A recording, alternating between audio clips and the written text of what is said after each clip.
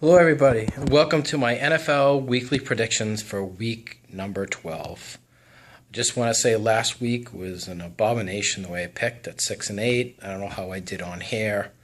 Just like the Broncos game was an abomination, they just looked terrible, embarrassing effort that they have any more of those this year against teams that they should beat. They basically would be lucky to be a wild card. They really need to straighten themselves out after that. That was really, really bad, an atrocious effort. Okay, on to this week's games. Tonight, KC goes to Oakland, favored by 7.5. And here's what I think of that game. It's the cupcake special of the week.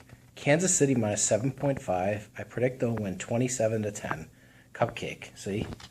Even though I've been wrong with the cupcake games recently, I can't see Kansas City losing to Oakland. Oakland having trouble scoring. They only got 6 points last week at San Diego.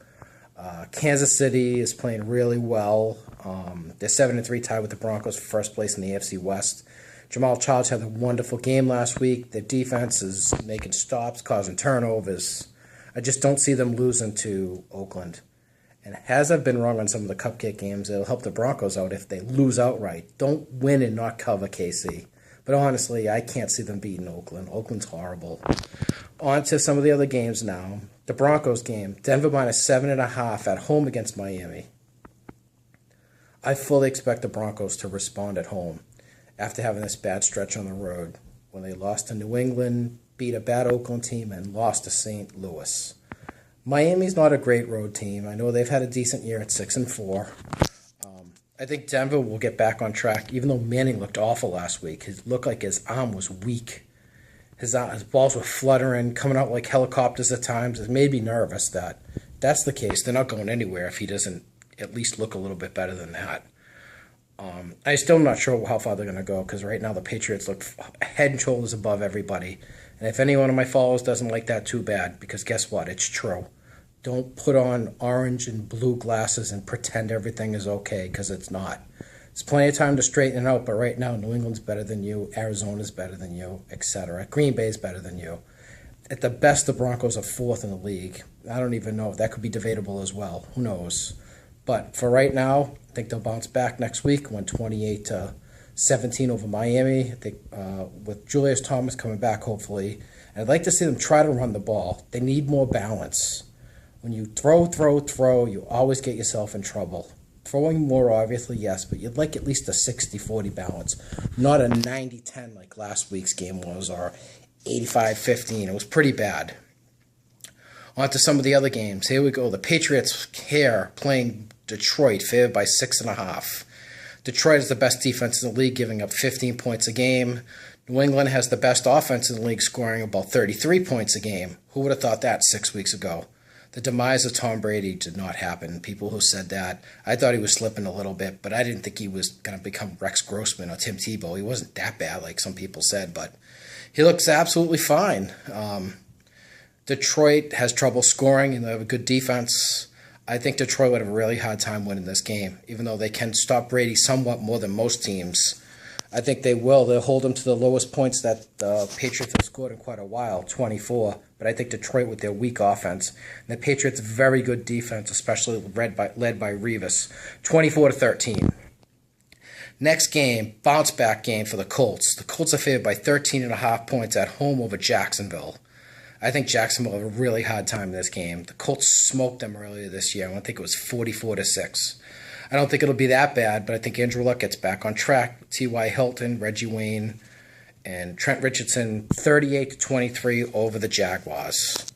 Next game I have is Cleveland going on the road, getting 3.5 points at Atlanta. Atlanta's tied for the division lead at 4-6, which is awful. That's how bad that pathetic NFC South is.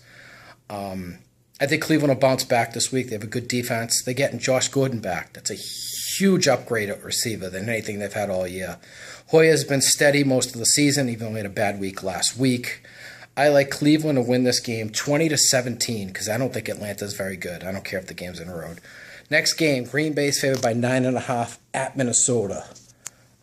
The Packers have been outstanding. They've been scoring points in bucket loads. I mean, just last week they demolished Philadelphia, Rex Grossman, which is not a surprise, but still their offense looked great. And Philly's defense isn't as bad as they showed, and they gave up over 50.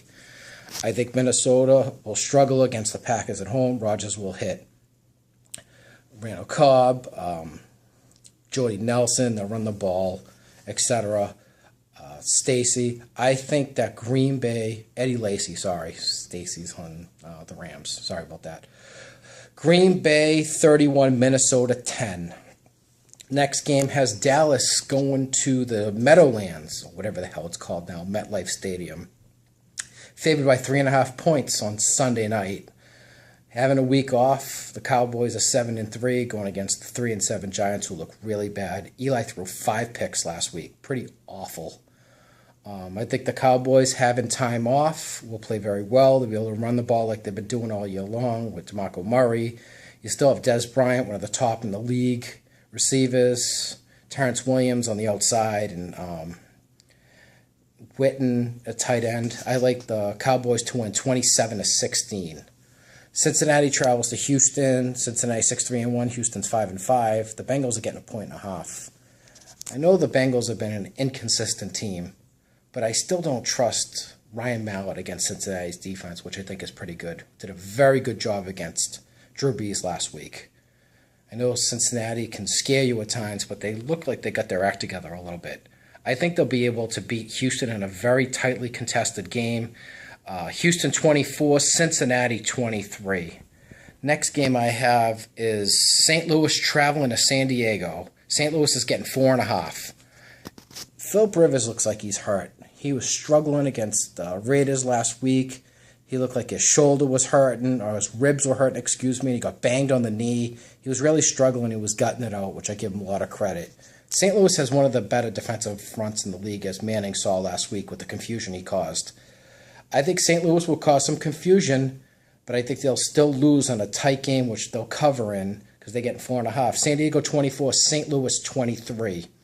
Monday night's game, the Baltimore Ravens get 3.5 at New Orleans. New Orleans is playing their 3rd game in a row at home, and they've lost the first 2.